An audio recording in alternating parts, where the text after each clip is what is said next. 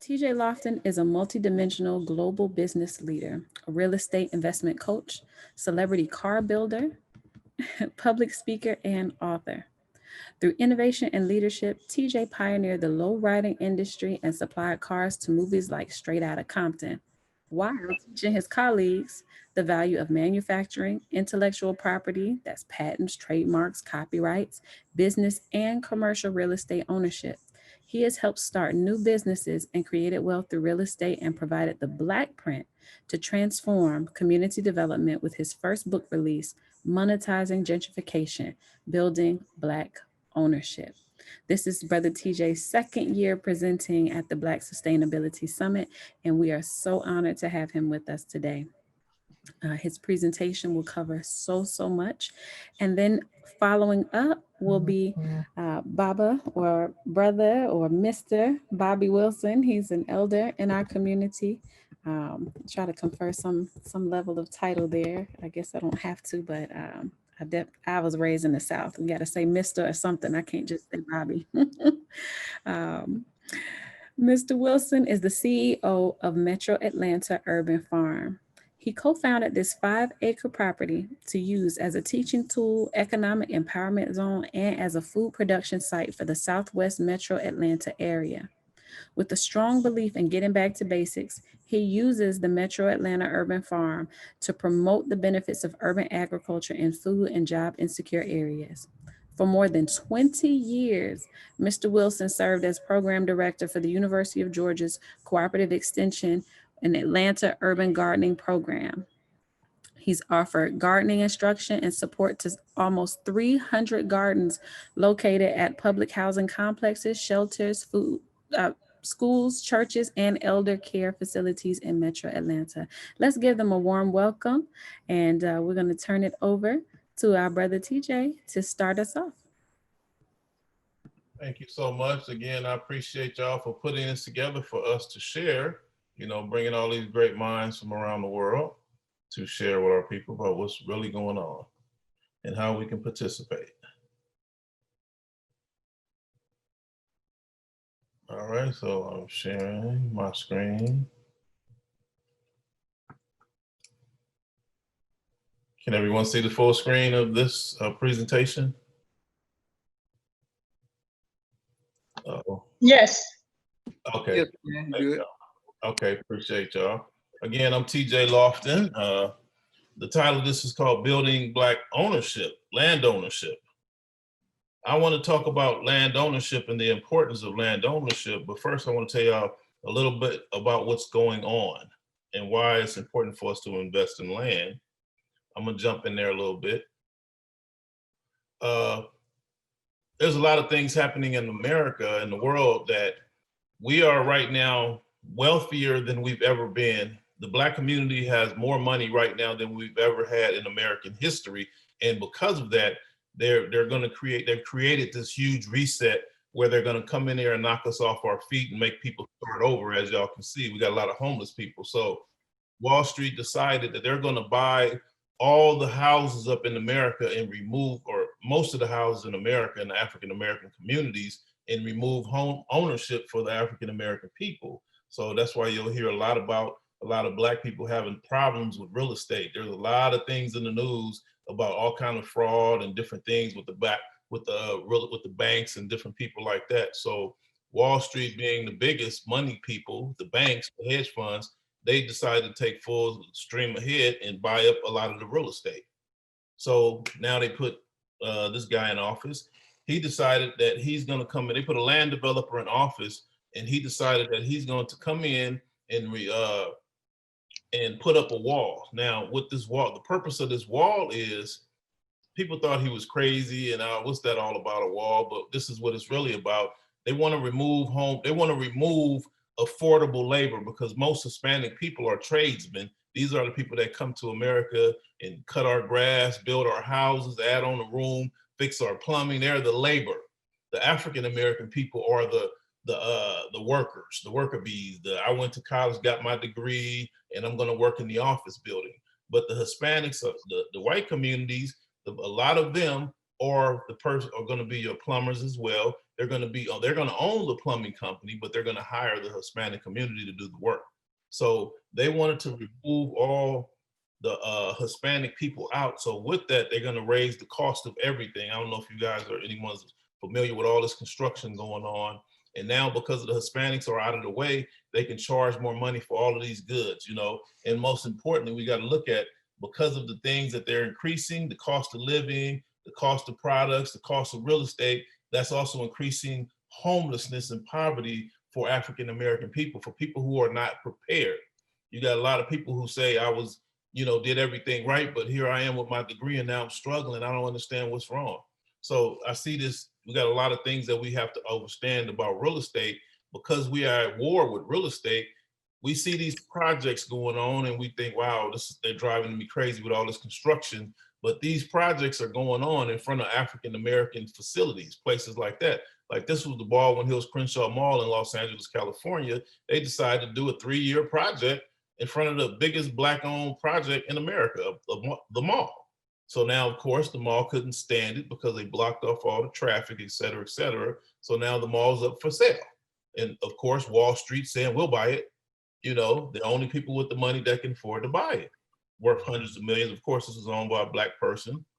But what's going on, because of the high cost of everything and Wall Street buying up all the real estate, they're pushing a lot of Californians and people like that out of, people coming from California, people moving from New York and all over the country. We have this great mass exodus of people leaving the expensive states, which California is the most expensive real estate in America, and New York is the second most expensive real estate in America. So because of that, this is a huge shift. So now you got houses that are worth, what used to be worth 100,000, now they're worth $1 million, and these people are moving. They're selling those houses, taking that money, and they're moving back to cities like where I'm at. I'm currently in Georgia, but I'm from California.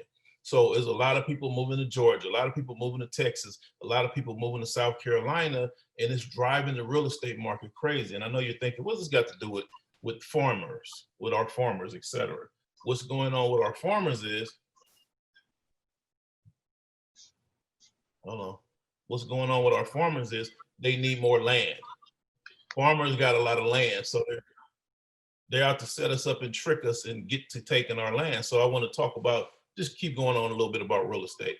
So we're not seeing the values in our communities where we live, because we're saying these neighborhoods are crime infested. We're saying that they're cheap houses, the houses are too small, but yet they're building bigger houses in further out cities, an hour and a half out of the city, where I got to commute an hour each way to go to work, and that's a problem. So this is what they're tricking us into buying, while they come in and get the housing that's closer to the airports, closer to the jobs, that's closer to the beaches, that's closer to everything that makes the world go round. They're dismantling the African-American communities all around the country, all for a big giant house that we really can't afford. This is also the new style. I'm seeing these pop up all over the country, where this is what they really want us in. They want to they want to put us in apartment style houses upstairs, commercial downstairs, residential upstairs, and they want to sell these things to us for $400,000 or $500,000. Or they want us to rent in certain areas. If there's a lot of jobs in these areas, then you can rent here. You can't buy, but you can rent here. So they see that we like to work out and exercise. So what they're doing is they're losing money through Amazon. So they decided to put a lot of businesses, right? They're bringing us to the house, to the real estate. I'm sorry. They're bringing us to the shopping, because they say a lot of people's buying stuff from Amazon and they're not making any money no more. So you see a lot of businesses closing. Over 9,100 businesses closed in 2019, and over 4,000 malls closed down. So America's restructuring so that they can get back into the money-making game and not let Amazon take over the world. So they're building units like this all over the country, and they're saying, here's a brand new area with a lot of shopping, and we're going to call it Consumerville. You can't own anything, and all you can do is shop here, but you're going to live very nice. It's a great neighborhood. So it boils down to us teaching our young people about real estate and how it really works.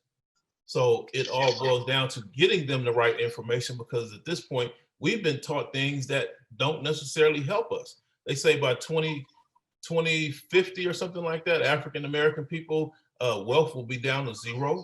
I don't know if y'all have been following what's been going on in the news, but how is that possible when African American people are the smartest people in the country? You know, we're the most educated. Black women are the most educated in the country. So what's going on? Tyler Perry built his new studio here in Georgia, and Georgia became the #1 filmmaker in the world, beating out Hollywood for the first time in US history. So this one move right here is an example of the big corporations that are shifting and moving all over the country and driving real estate prices crazy. So a lot of people can't find affordable housing. A lot of people can't find affordable places to rent or affordable places to buy. So I'm saying we got to stop looking for our real estate agents to sell us a house. We got to start looking for the signs like this: for sale by owner. So this is what I want to talk about. All of this, what I'm talking about, is affecting our farmers. So our farmers are looking at stuff like this. What's happening is our farmers have houses, like you see this little small house here at the bottom of the screen. This house set on like 50 acres or 150 acres, and that's what our farmers own. So they come in, the city, the people, the developers come in and buy the houses or force the farmers to have financial difficulties, and they'll end up buying the property from them and bring in all kind of brand new houses. You know, so I see farms going for dirt cheap, literally dirt cheap. And then the developers will come in and put some houses starting at 400,000, and by the time they're done, they're at 890, 999 or something like that. When the reality is, if we really knew real estate, we'd build our own houses. You know, so it's just things like that. And I wanted us to understand that, you know, these farmers, we're being targeted because they want that land for development. They really need that land to develop and put all these new houses because of all the new communities moving into our areas. So they're giving our farmers a lot of hard times. They're making it very difficult. So that's why I came in, to better help our farmers to understand what's going on and offer solutions and strategies. So one of the solutions is we got to stop buying houses and start building our own houses. You can build houses at a quarter of the cost that it takes to buy a house, but you got to own land to do that. Also, the biggest thing is we have a huge decrease in labor now since they eliminated a lot of the Hispanic community. So now you have people who don't like us, who don't look like us, saying, hey, you have no choice but to deal with me. You know, you got Trump supporters saying, hey, you have no choice but to deal with me. You know, normally this will cost $1,000 to fix your bathroom plumbing or something like that. But because the Hispanic community is gone, we want $3,000 now. So what does that do? Instead of this being a sob story of what's going on with the problem, this is also an amazing time right now, which is why I wrote a book called Monetizing Gentrification. This is what this is really about, y'all. This is called gentrification, you know, but what's really going on is there's a lot of opportunity because of this gentrification, meaning I'm not saying come in there and push our people out and kick our elderly out of these housing and tear them down and make them luxury condos. I'm saying in the remodeling of, you have a lot of African American people who are selling their properties, who are buying properties and fixing them up. So guess what? We spend the money with people who don't look like us to fix these houses up. I'm building houses, I'm remodeling houses all over the country, and the labor cost is extremely high. It's unbelievable. It is historically high. So now we have people with doctorates sitting at home because of COVID-19. But if you notice, construction never stopped, it never blinked, and nor do construction workers get sick. We have not had a case of a construction project where the workers got COVID. I don't know if y'all follow that kind of stuff, but they're still building these big high-rise buildings. They're still building these tract homes. They have not stopped, but the rest of the country have. So I just want y'all to understand what's really going on. This is called they're resetting, and they're trying to catch up with the demand of housing. So they have to force some people out. So right now we have people who starting off with little bitty pickup trucks or starting out of the trunk of their cars. And then in 4 years, they're becoming extremely wealthy by doing plumbing or cutting grass or things like that. So like, for example, gardeners, plumbers, masons, contractors, these are our new wealthy. So back in the days, you would send your children, your grandchildren to school to be a doctor or a lawyer or an engineer.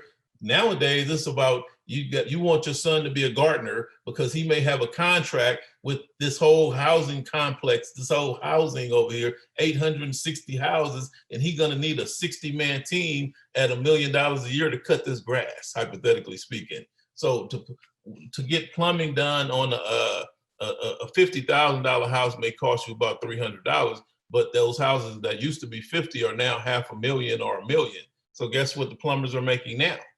Plumber, you call a plumber out to a $1 million house, he's going to quote you $7,000 to come in there and check that leak on that toilet.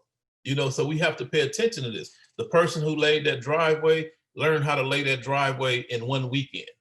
You know what I mean? Meaning you can have a 10-year-old out there and help these gentlemen lay that driveway, lay the concrete in that driveway. And by the end of that weekend, by the end of this project, that 10-year-old will know exactly how to do the next house himself. He immediately can go to the next house and charge him 10 or 15,000. But guess what? What happens when the house is worth $50,000? And then all of a sudden it becomes a gentrified house. Now it's worth 1.4 million. That driveway is no longer $10,000. It's going to be like $7,000.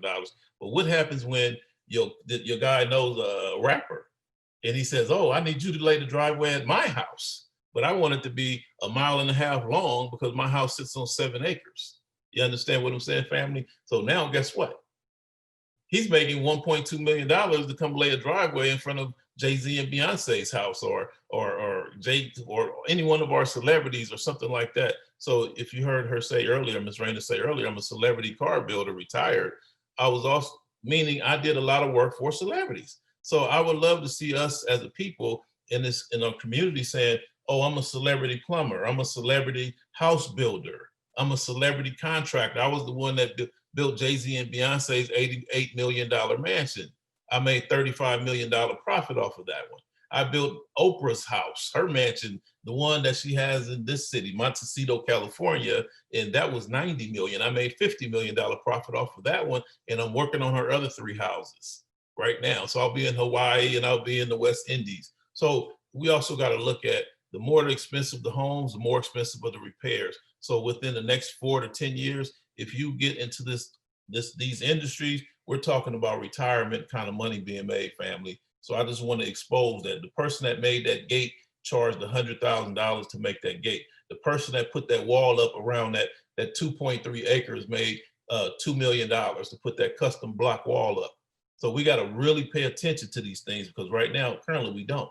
So things like this, I see people going out buying rims for their cars. I see people buying expensive shoes, expensive watches, expensive stereo systems, expensive cars. But the reality is we'll invest $200,000 in our child's education and hope and pray they find a decent job.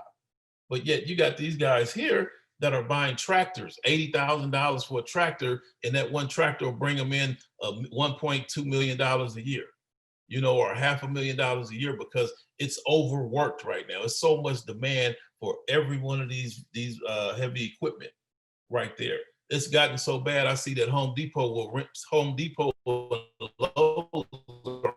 renting these out now because of the high demand for these. You know, they're building smaller machinery, smaller equipment so that they can rent them to families that, hey, I just bought a little regular house and I need to hang a higher ceiling fan. I need to clear out my backyard and remove a couple of trees and blah, blah, blah, so that I can turn around and put my swimming pool. Well, guess what? You buy your son, your daughter, any one of these machines that, you know, or use, for example, $15,000, they will be guaranteed to bring in $300,000 a year, not knowing even what they're doing. You know, just desperately trying to figure it out because guess what? It's not enough of them out here. There's such a huge demand for the last 5 or 6 years. There's not enough people that knows how to even drive these things. So where African Americans are being heavily pushed into going to the universities, the white communities in junior high schools are putting these equipment classes in the schools. They're teaching them about the trades and things like that so that they can come in and become wealthy business owners that are developing whole housing tracts. So I just wanted to bring this conversation to the table and talk about it, because now we're in the greatest situation that we've ever been before in U.S. history, where we're talking to each other now. We're communicating as a people. We understand that, well, maybe the university was not a good idea, because I still owe $1 million for the 4 children that I put through college, when I could have bought a couple of tractors and some dump trucks and made $1 million. So what we're starting to realize is, wow, we do have Black farmers. So because of us having Black farmers, we're realizing we do own a lot of Black restaurants. So hey, let's put those two together. And these Black farmers, they're in desperate need of some heavy equipment. That's something that costs $30,000 will totally change their lives and help them to bring in large amounts of money a year, supplying Black restaurants. So it's up to us to come in together and start doing this. So I just wanted to be the guy to come in and say, hey, this is where the money is.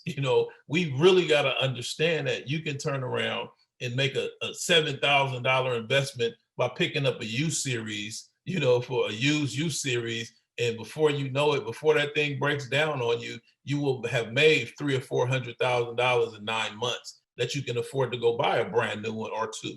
And all of a sudden now you're seeing your children, your grandchildren, the young people that's standing on the corner selling drugs, or the one who's historically going to go to jail because of the bad decisions they made. Well, these guys love stuff like this, So it's up to us to marry all of these people and put them together so that we can all work together and help each other out. So this equipment, I've created a lot of wealthy people that don't look like us, and I'm starting to see us buy this equipment. I was one of them that made a few investments, and it's just ridiculous that I see, it's not enough of us that's buying this stuff up. I go to auctions and see these things there, and they're fighting over them every day. So I do coachings, trainings, everything. Oh, so here we go again. This was at a European-owned school. When they found out that I was a land developer, I built houses from the ground up. They reached out to me and asked me, could I come down there to the white community and be a teacher? Teaching them how to build tiny homes in the white schools, teaching the young white children how to build tiny homes. I pitched this to the Black schools, and they did not want this. They did not accept this, but several white schools reached out to me unbelievably. And it just blew my mind. Of course, I go there, walked around. These young people are learning electricity. They're learning how to put in windows. They're learning how to do plumbing. They're learning how to do roofing. They're learning how to do drywall. They're learning how to build houses from the ground up. Now, if you tell me that once these houses have been purchased by Wall Street and they bought up the affordable houses under $1 million, and the median home price in America is $1 million for a 2-bedroom house, and you got somebody that knows how to build a house from the ground up, that identifies how to go buy a piece of land and build, family, we are looking at multi-billionaire young people. So we are in the great situation that all we have to do is make a pivot over and recognize what's in our faces, recognize who's not sitting at home because of COVID right now, recognize who's making a lot of money. How are these people driving these brand new trucks? How come these houses are so expensive? We have to recognize that and realize that it's not too late. It is not too late. We can teach these young people all these things that they really need to know. So we have to get from, hey, this piece of paper on my wall with this degree, this is the best thing that ever happened. We have to realize that that is no longer the direction that America or the world is going. It's about labor right now. We are in huge needs. And also, number 45, y'all hear about this stuff going on with China. Remember, it all started with China, the tariffs that Trump put on China. He said, we don't want nothing Chinese coming over here anymore. And all of a sudden people said, well, that stuff is cheap. We want cheap stuff. So all of a sudden, where did COVID-19 start at? China. We needed a little convincing, family, that we don't want anything from China. So now a lot of the manufacturers, China was the world's biggest manufacturer of products. Everything from the pen that we write with to the housing parts that we build houses with, or parts to build cars with. So right now, this guy, number 45, who everybody hates, he just put America in the best situation it's been in 100-something years by saying we're bringing manufacturing home. We're going to be manufacturing. It's not going to say Taiwan or China anymore, made in North Korea. It's not going to say that anymore. It's going to say made in the USA. And guess what? They're preparing the European families, saying that they're the ones who are going to do all the manufacturing. They're going to own all the facilities. So it's up to us to pivot instead of, like I said, we need to start putting our children into CNC machine classes, teaching us how to work the machinery that they can manufacture things with, so that they can pivot off and go start a business and start manufacturing products, and have our 21-year-old children saying, oh, I bought a CNC machine after I had that class. Now I have a contract with Tesla doing $3.7 million a year. I make the gas tap handles for Tesla. You know, I got to make 800,000 gas cap handles a year at $3.7 million because I have about 6 of those machines back there. These are the conversations we have to start having, but we don't currently know they exist. So anyway, I don't know how I'm doing on time. I just talked. Yeah, you just about at the end, Brother TJ. I don't know if you have any concluding thoughts. Excellent presentation, by the way. We want to leave time for Mr. Bobby and then some time for Q&A. So I don't know if you have anything you want to conclude with. So if y'all interested in taking some training classes from me, if you're interested in a consultation, a coaching, I have packages. Where'd it go? Go back.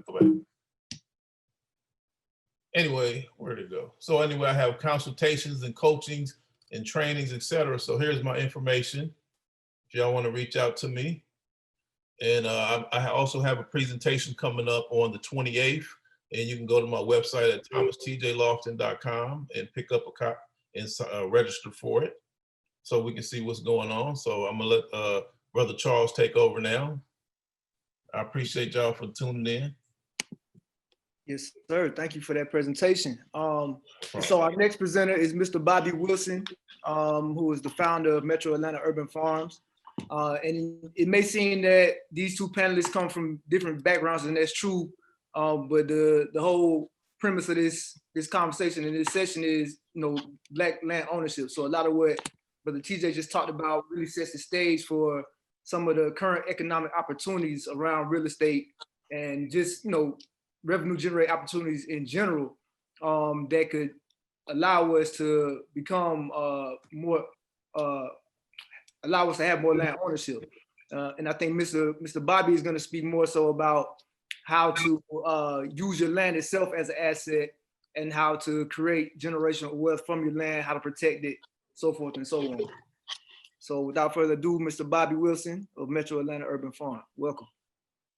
Charles, I want to say thank you for inviting me to participate. Can you hear me? Yes, sir, we can hear you. I'm about to pull up your slides as well. Okay. I want to thank you for thank the group for inviting me to participate. I want to thank TJ for the information that he shared. And I want the listening audience to know that we appreciate you coming on to be a part of this great discussion that we're having around land ownership. But I'll probably go into a little bit more details and a little bit more depths about land ownership. Metro Atlanta Urban Farm is located on Main Street in College Park, Georgia. We're at 3271 Main Street, and we have 6 acres there. And that 6 acres is a farm. Can you imagine how many houses that they would love to put on those 6 acres that we have there? And I'm gonna have to piggyback on something that TJ was saying. The fact is that they want those 6 acres. And one way that they are coming at those 6 acres right now, they have quadrupled my taxes. So I've had to go out and get a lawyer to try to get my taxes back to a normal state. And I'll say this about farmland that you need to know. If you're buying farmland and you want to get the tax exempt that all the big farmers have, you need to have at least 10 acres. But there are some provisions in the tax law that would allow you to farm on less land and still get those tax breaks. But because you have uneducated people in the tax office, in the counties, they are somewhat difficult for us to reach from time to time. So we've had to go out and get an attorney to help us obtain those tax breaks that we lawfully deserve. So we are working on that right now. And I just want to say, and the old preacher said, and we will tell the story. We will tell the story in terms of how we overcome. And for me, one of the most important things that we do each year, we produce a calendar. It is not so much of the calendar that we produce, but it's our story that we produce. If you don't tell your own story, somebody else will tell it for you. So we tell our stories in terms of pictorial setting on each month. We tell our stories in terms of the communities that we work with across the metro Atlanta area. We tell our stories in terms of the outreach that we do in the southeastern part of the United States. We tell our stories in terms of the number of schools that we work with. And this year, and we've been keeping themes for the last 15 or 20 years, because a lot of the work that we did with Cooperative Extension, when I left Cooperative Extension, they discontinued the program. And so I was able to bring a lot of those things along with me. So this year, our theme is the field of greens in a field of dreams. So, and I would say to you, dream big. We started with 5 acres, 6 acres right there in the city of College Park.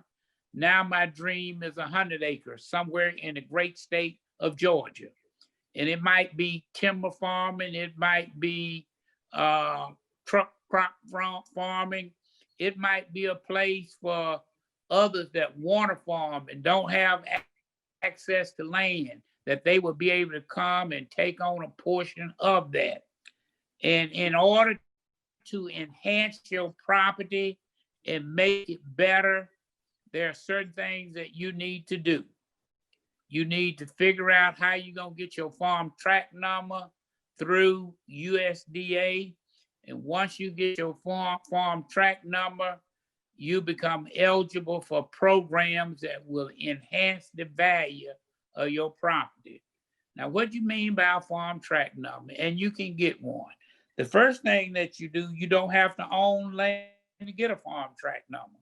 You can actually have a lease on land.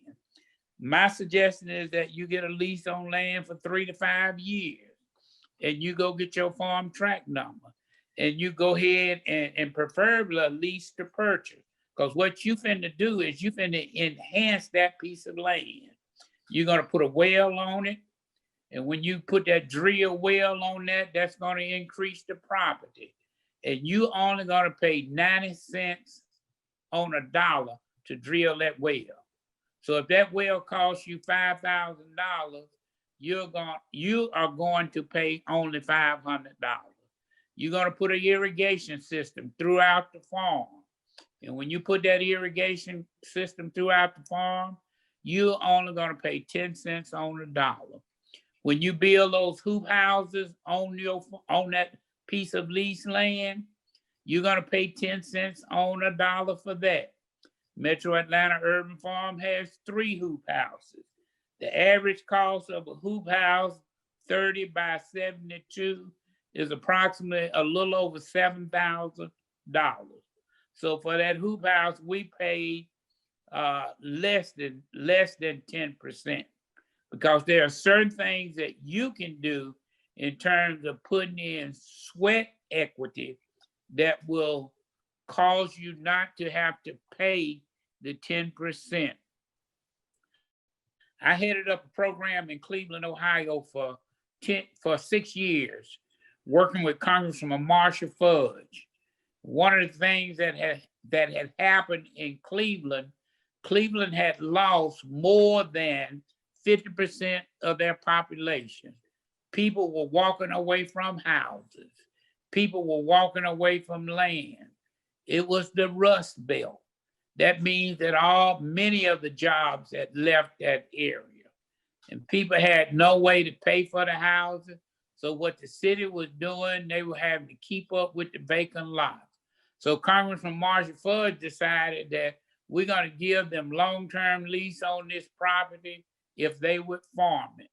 And so by doing that, people were building hoop houses. And the USDA was pretty much paying for those hoop houses. And people were taking advantage of the situation. And after I've been there for a while and we put in more than 150 hoop houses, we came back to Cleveland only to find out that those hoop houses had became garages for parking their cars in the winter. They became a place where they can go and socialize and barbecue when the weather wasn't conducive to do that outside. And they really didn't take advantage. Many of them did not take advantage of the situation. But we have that same program here in Georgia. So there's only a certain amount of money that qualifies that comes to Georgia each year. And so if you are a farmer, you need to register yourself as a farmer so that you can be entitled to these things that's available for you.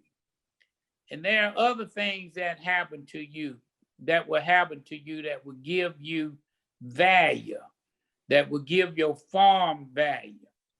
5 years ago, I met with the Clorox Foundation, and I sit out if you ever been to Metro Atlanta Urban Farm, I have these picnic tables sitting out in front of this old caretaker's house. The farm that we operate out of was built in, it's an old historical white house, and behind it is a caretaker's house. And within that caretaker's house, we have a picnic area right in front of the front porch. And I sat out there with the Clorox Foundation, and I gave them a copy of the calendar that year. And that's why I say it's important that you have a way to tell your story and you have something that you can put in somebody else's hand.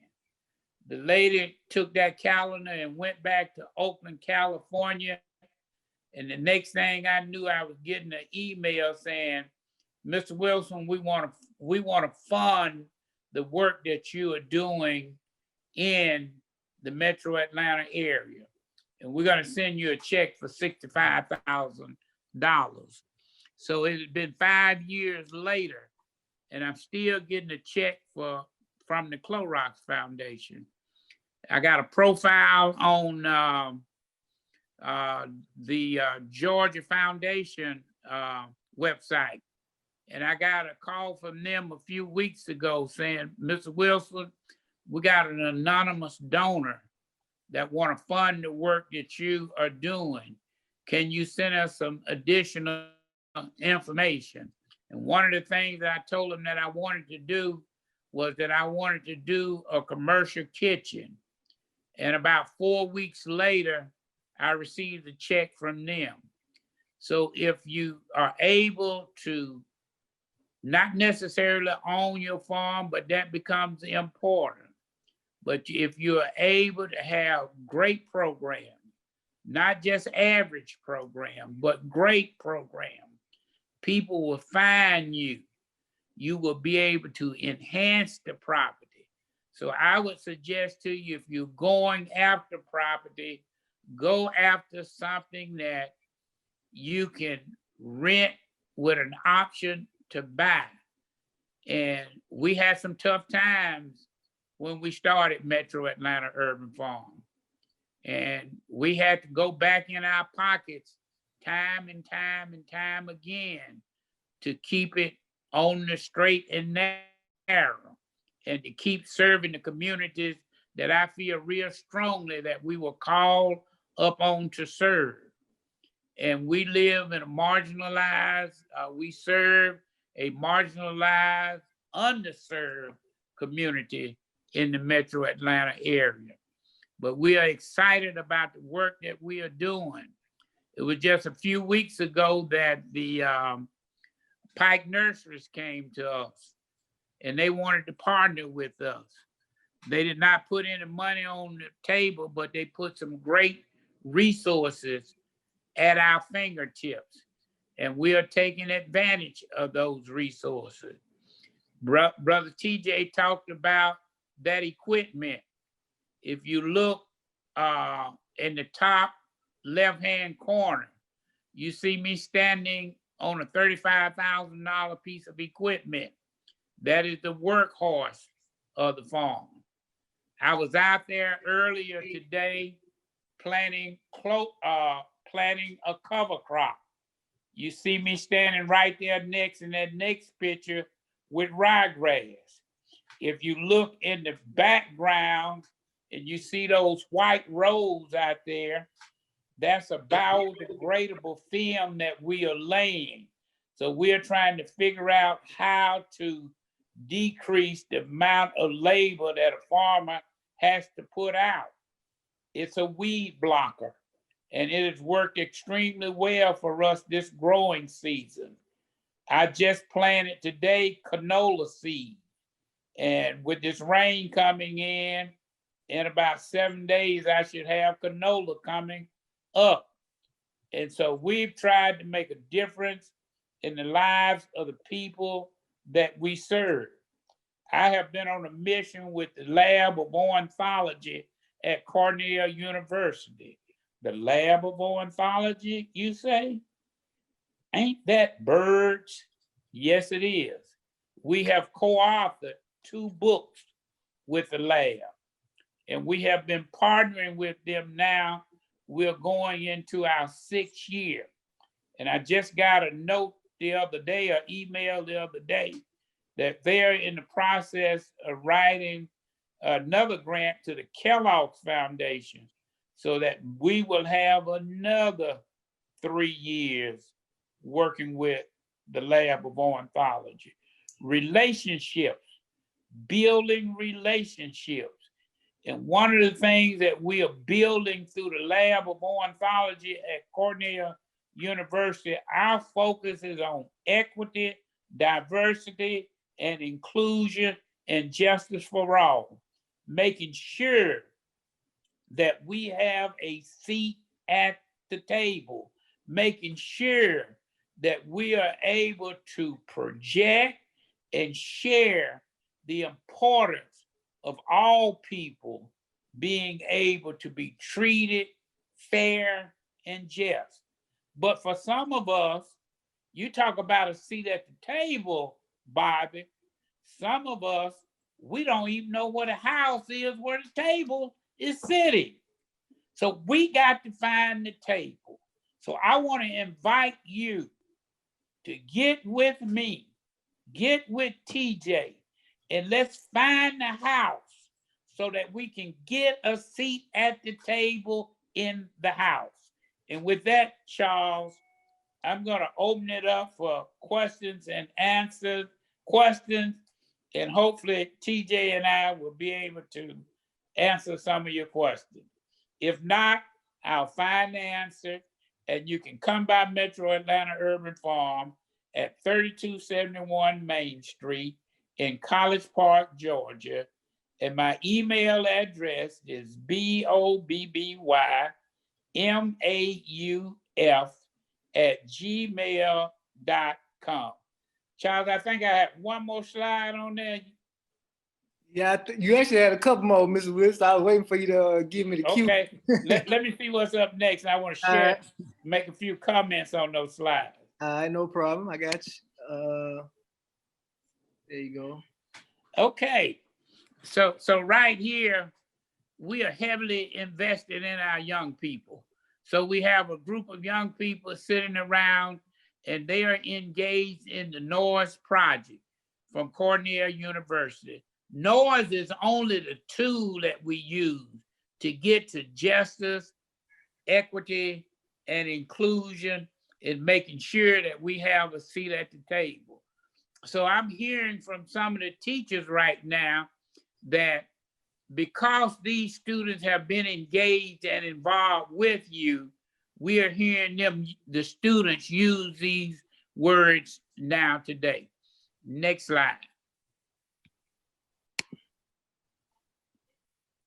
Our farm, when you talk about adding value to your farm, our farm is equipped so that you can come out and that you will be able to host a family reunion.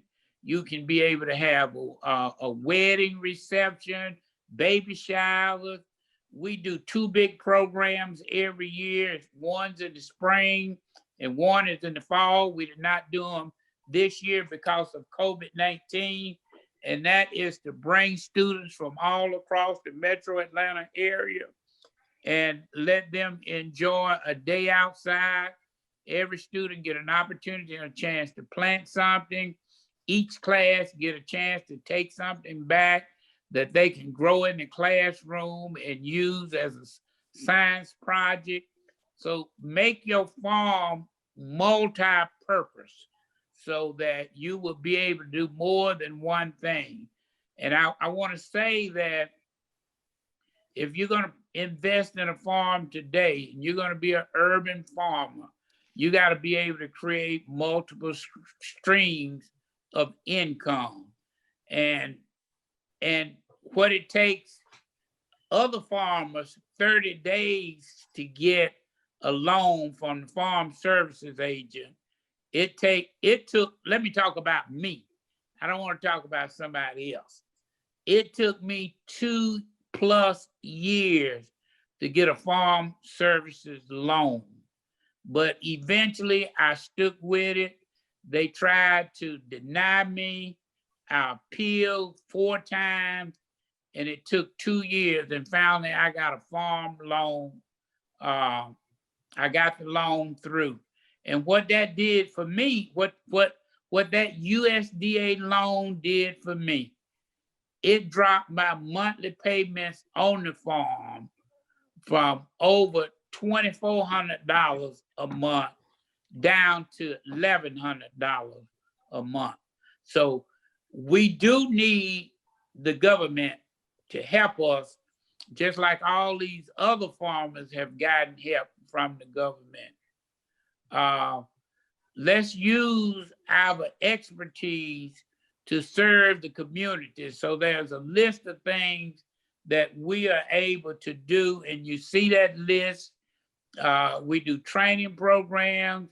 We do workshops on behalf of NRCS. We're working with the Noise Pollution Project with Cornell University. I mean, there's a host of organizations. Partnerships is so important in terms of the work that we do as it relates to inner city agriculture.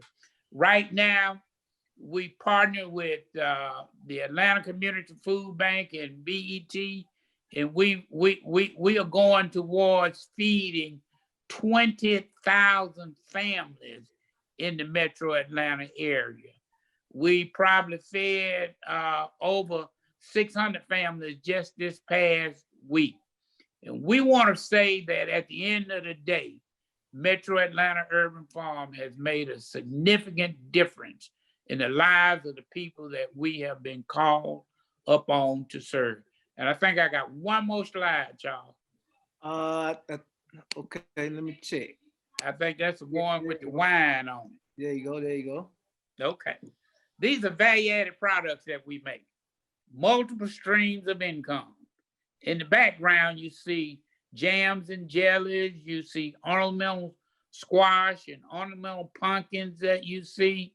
But one of the most things that we've been proud of, and I'm gonna say this especially if you're a young farmer, don't burn your bridges down. No doubt in my mind, you're gonna have to come back across that bridge again. So we work real closely with the city of College Park, and we were able to get College Park to change its ordinance on wine making. And we are able to get our wine license at a discount compared to everybody else that's getting licensed for alcoholic beverages. And that's because of the relationship that we have built with the city of College Park over the years. And the reason that we wanted to do value-added products and make wine, we wanted zero waste from the farm. And so instead of composting everything before it went bad, we gave it one more life. We gave it to spirits. And so we are real proud of the wines that we make. We are real proud of the jams and the jellies that we make. But that's to stop it from going to the compost pile, which the last step that we want to do is to compost it. We want to add value, and we want to make a difference in terms of what we are doing, not only in the lives of people, but we want to make a difference with the environment as well. Metro Atlanta Urban Farm is a naturally grown, certified facility. Metro Atlanta Urban Farm embrace all of the partnerships that we have across this country. If you know of a student that want to go to school in agriculture, talk to me. I have a couple of 3 schools that with the right grade point average, we can get them a full ride into those institutions. Thanks so much, Charles. Yes, sir. Thank you, Mr. Wilson. Excellent presentations from Brother TJ and from Mr. Wilson. At this time, we'll go ahead and open it up for questions from the floor. And please be reminded that you can enter your questions as well through the Hoover app under the Q&A section for this session. Does anybody have any questions from the audience at this time?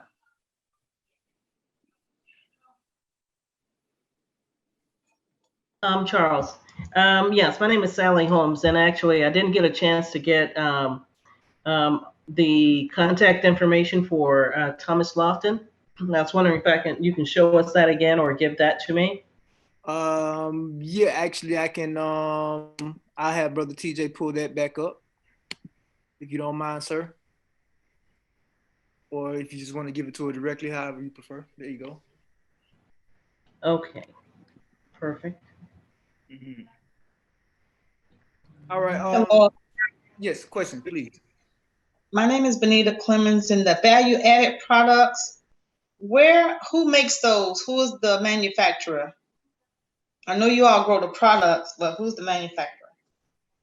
We have Metro Atlanta Urban Farm has 2 certified processors on hand.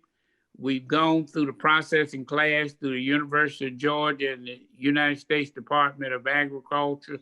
We make our own value-added products right there on the farm. We're moving towards a commercial kitchen. If you know of any contractors that can help us, we are in a position right now to renovate our kitchen and turn it into a commercial kitchen. We have worked with Tri-Cities High School through their culinary arts department. We've used their facilities in the past. We work with a homeless shelter over next to Fulton County Jail. We've used their facility.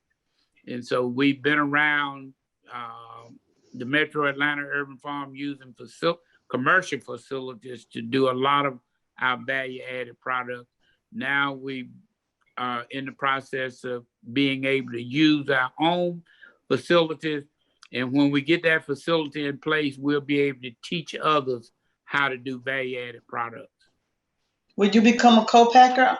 I know you'll teach the others, but will you do it for them as a co-packer?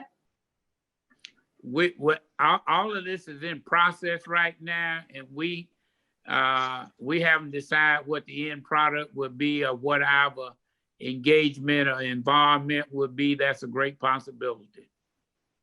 I'm asking because I have a value-added product. I'm in South Carolina, and I'm just looking for a Black manufacturing facility or co-packer. But my product. Well, my product is a liquid hot fill. That's the trick to mine. It's hot fill, Okay. liquid hot fill, and so it's just a little tough trying to find. I have a co-packer here in South Carolina, but I was looking for somebody black to do it for me. You have the Dudley family there in North Carolina. They're black manufacturers. They make a lot of different things, hair products, and they have the machinery to do a lot of different things like you're talking about, though. I would look. Well, I don't know if they can convert it and do food because you have to have certain. I could check with them though.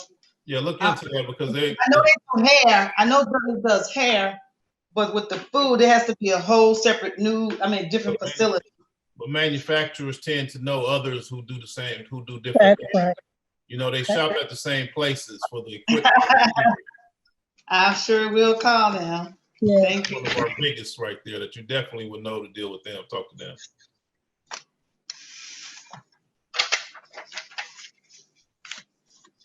Bobby, Bobby? Yes. Yes, I just wanted to ask you, I'm Vivian Stewart. Do you have any facilities where if people wanted to spend a night and take an educational tour through your farm and to learn, do you have anything like a Airbnb on your property? We are in the process of building that right now. We've gotten the building permit from the city of College Park. We just have not found a builder to do that for us. And Brother TJ, I might need to talk with you about that. Yes. We are 10 years into this project at 3271 Main Street, and everything for us has not been easy. We have not had the funding to do everything that we needed to do. One of the things that we have pulled the permit from the city of College Park to build a facility. It would be a 2-story building.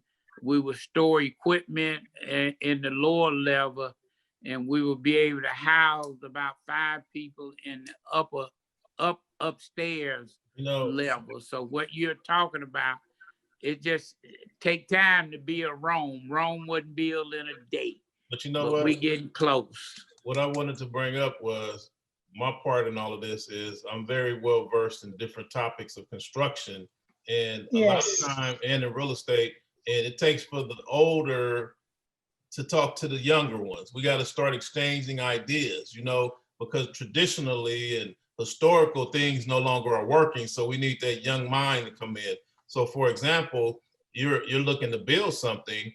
There are different materials. I don't know if you want to build with stick.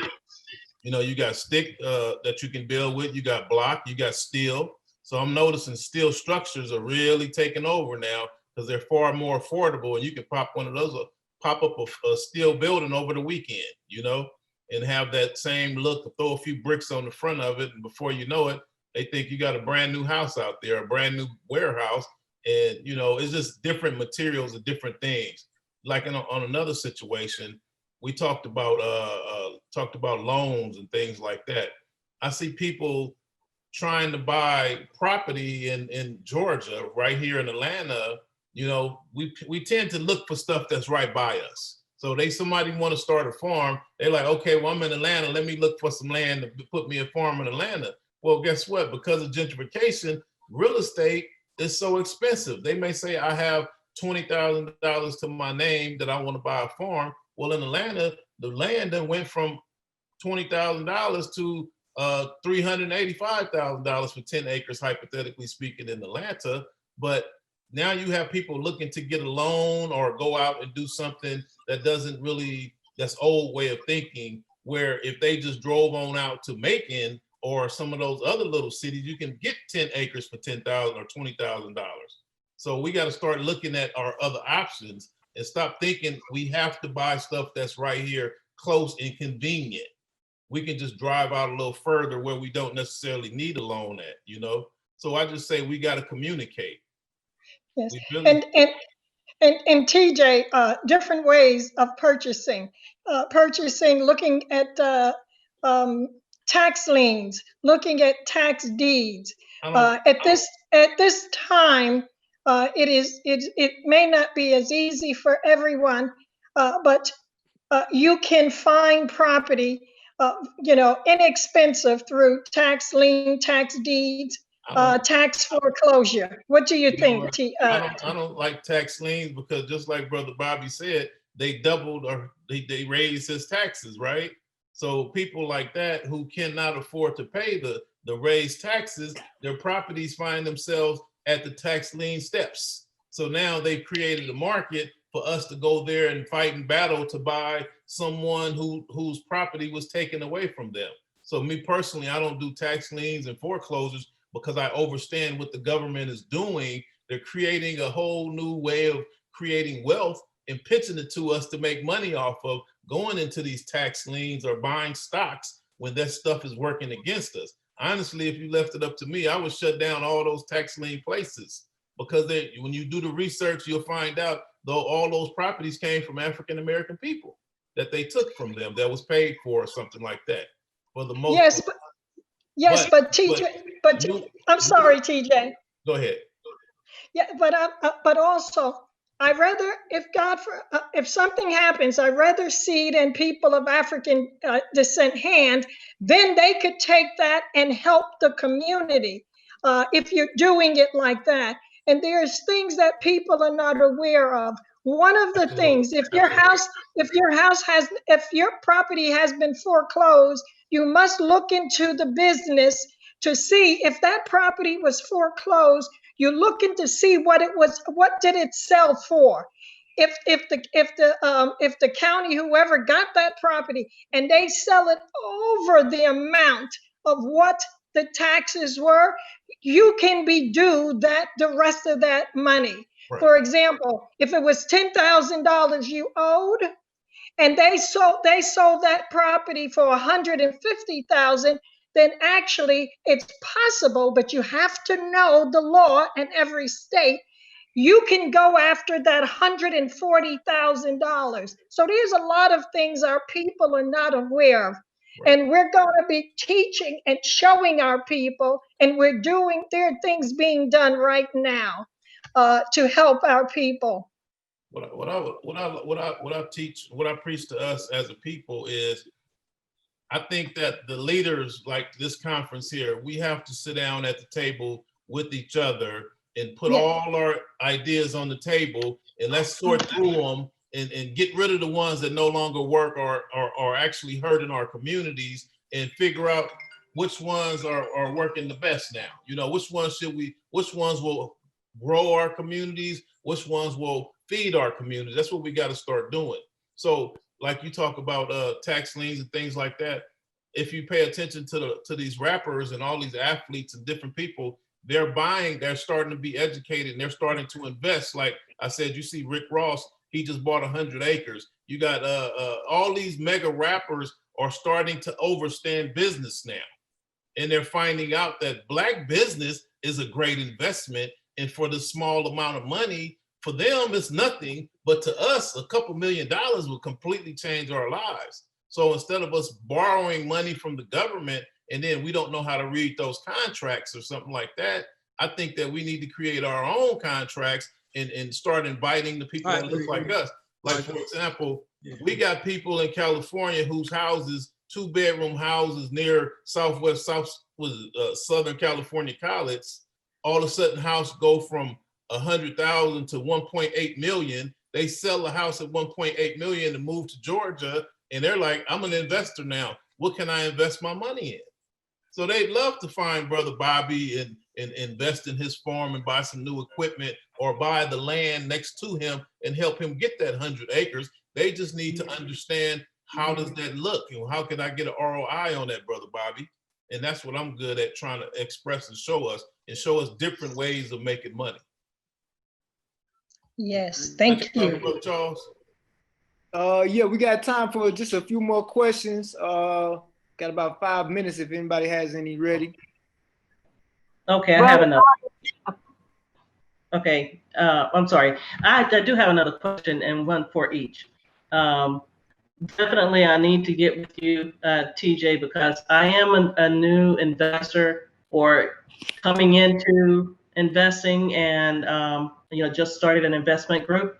And so I will be looking for opportunities to do that. And of course, need a lot more training. So I want to get your information to see how I can get you into one of our Zoom meetings and, let you kind of teach us, educate us a little bit about investing. And then definitely want to look into, because I just recently started an electrical supply plus equipment company. And so I came in on the tail end of what you were speaking of, as far as, buying, those large equipment things. I think that would be a great investment, because another thing that I'm trying to do, if any of you have not, I think Miss Stewart, you spoke on it earlier in another meeting, as far as with the ADDI, because they're going to be doing a lot of development over in Africa. And so, of course, I'm trying to get in on that. Yep. So that would be a great opportunity, to go in with someone, purchase some equipment, go over there and do the work. And, and I would like to really look into doing that. And if you know of anyone who may have the same interest, I am interested in getting involved with that. So that was my question with you. I do have your phone number, Mr. TJ, so I will get in touch with you about, coming and visiting our investment group for some consultation coaching. And for Mr. Bobby, I don't know much about farming, but I also have some contacts over in Africa that's he has deal with farmers over there. So of course, with my entrepreneurial spirit, trying to find ways to invest, I'm trying to get with some of those farmers through him to where, we'll be growing different crops. But I wanted to see how I can connect with some of our farmers here.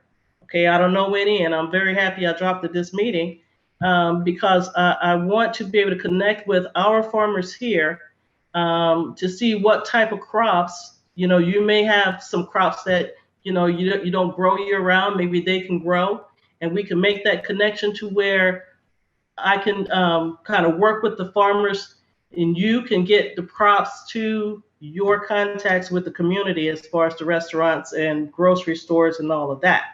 So I would like to have a conversation with you, because I am developing that type of business relationship to where hopefully we can go online with that next year. But I want to have some prospects in line here in this country, knowing that if I can make that work, that I have someone I can work with to ensure that our communities get fed.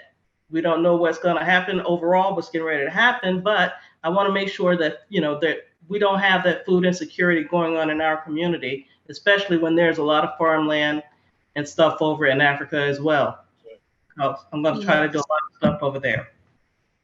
Very So good. my question to Mr. Bobby, if whether or not if he works with, investors or like that, or other businesses in that manner.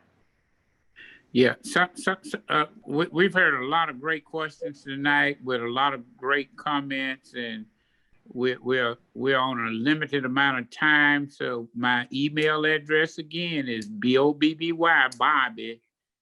MAUF, the initials for Metro Atlanta Urban Farm @gmail.com. So I want to encourage you to call me, shoot me an email, and let's set up a time that's convenient for both of us so that we can have these conversations that you are been talking about tonight. I'm walking away from this conference today with a lot of great ideas that's going to enable us to move just a little bit faster on what we've been talking about. And there's another organization that I want to make you aware of, is the Federation of Southern Co-ops. They're located in East Point, Georgia.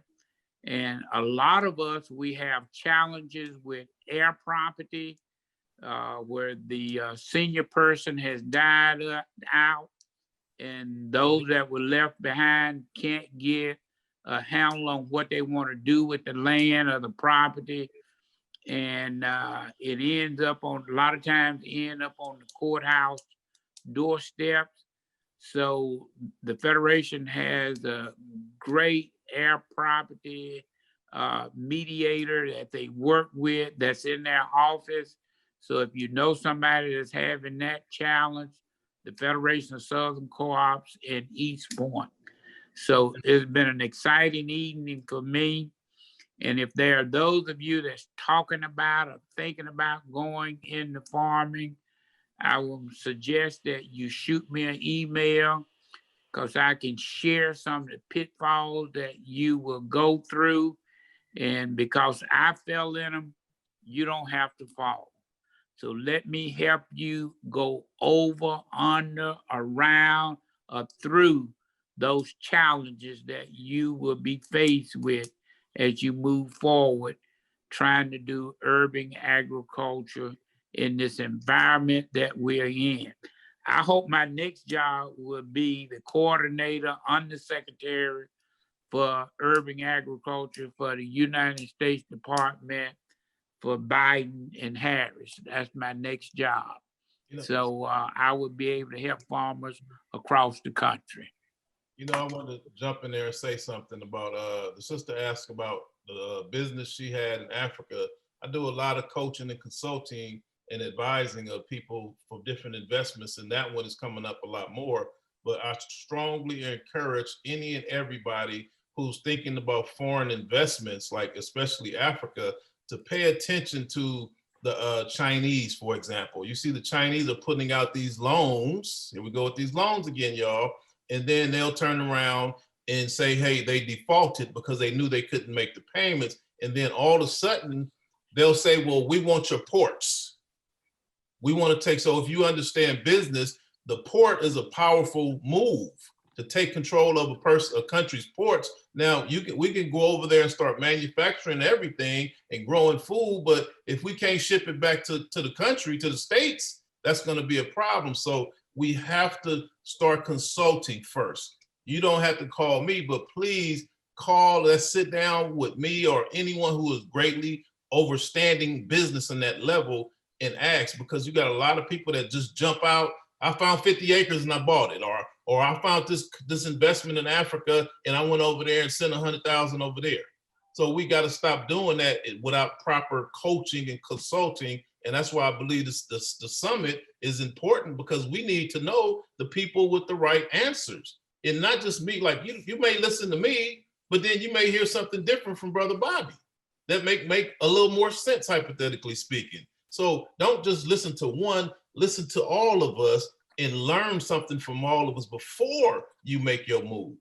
You know, that is very important, because I really pay attention. I see there's a large amount of us that has money now that we're not talking about, and they're blowing this money because it's vehicles. There are vehicles that are set up to make sure we fail. There is a lot of bogus loans that have been put in our communities, and people that look like us are pitching these loans, but these loans are bad and people are losing their properties over these bad loans. So we really have to pay attention. We got people who are dropping letters in the mail saying, hey, I'll give you $50,000 to put a new roof on your house. And you don't realize you just lost the title of your home. You know, so before you do anything with anything that shows up in the mail or anything that your realtor is trying to pitch you, you make sure you get a consultation with me first, or somebody who knows that business that don't benefit from the loans, if that. Right. Thank you.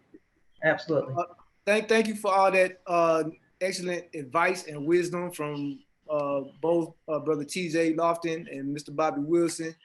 We definitely appreciate y'all. I know there are lingering questions still, so I advise everyone to definitely get their contact information if you haven't done so already. You can also directly message them under the speaker section on the Hoover app. You can find their names and Q&A them that way. Also, I suggest everyone, or recommend everyone, go onto the Black Sustainability Summit website, become a member, become a part of the network. It will help you identify those with the expertise that you need to achieve whatever it is that you're trying to achieve, whether it's to land ownership or sustainability in general. So thank you, Brother TJ, Mr. Bobby Wilson, for your time, for your expertise. They like where you coming from, why you speak of this? I'm coming from short trails and Jesus ships. I built a boat that's bigger than Noah. Have all your women swim over, drowning and sinking and shit.